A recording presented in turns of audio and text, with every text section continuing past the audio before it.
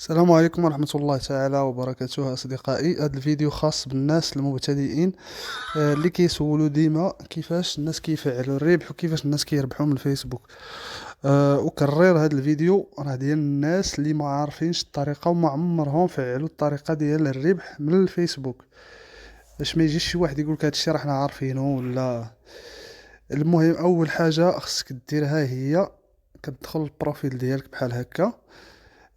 كتمشي لهاد الخانة وكتجي لهاد القضيه ديال ديزاكتيفي لو مود بروفيسيونيل. انت كيكون عندك العكس، انت كدير اكتيفي لو مود بروفيسيونيل، ولا تشغيل الوضع الاحترافي اذا كان عندك الفيسبوك بالعربيه.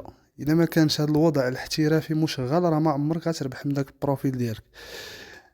باش كيعطيك هذا الشكل، يعطيك لي فولور ديالك، يعطيك البروفيل ديالك على اساس انه صفحة ماشي فيسبوك عادي.